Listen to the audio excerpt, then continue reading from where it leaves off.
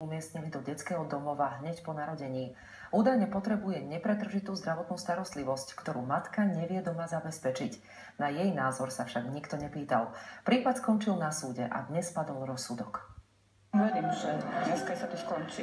Už navždy. Kroky rodičov 3,5-ročnej Vanesky dnes po 15. krát smerovali na súd v Komárne. Práve tu totiž bolo v októbri 2012 nariadené predbežné opatrenie a uložená povinnosť dočasne umiestniť dievčatko do detského domova. Súd návrh na nariadenie ústavnej starostlivosti maloletej Vanesky Krajmerovej zamieta. Po 3,5-ročnom boji rodičov, keď vystriedali 4 právnikov a o pomoc požiadali aj reláciu v 7. nebi, bolo dievčatko konečne zverené do ich starostlivosti. Pani súdkyňa rozhodla, že Vaneska patrí ku mne a ju vrátili. Náš život sa začal už pred týždňom, nový život, a budeme v tom pokračovať, lebo si zaslúžime obidve náš nový život spolu. Súd totiž vďaka návrhu nového obhajcu Pavla Haďariho pred týždňom nariadil ďalšie predbežné opatrenie a Vaneska je už niekoľko dní doma.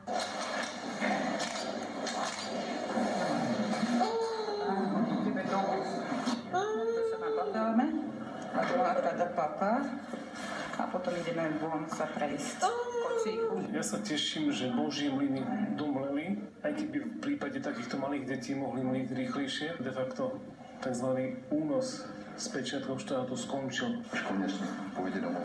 Celý prípad nesie taký nános, buď bezohľadnosti, ľahostajnosti, inkvizície, štátnej šikany. Pavel Haďari bude žiadať vypracovanie posudku, či bolo nutné dávať Vanesku do ústavnej starostlivosti a či ju nebolo možné vrátiť domov skôr. Ak to znalecké posudky potvrdia, budeme žiadať aj satisfakciu. Ten koniec bol najkrajší, že áno, môže byť Vaneska už so mnou.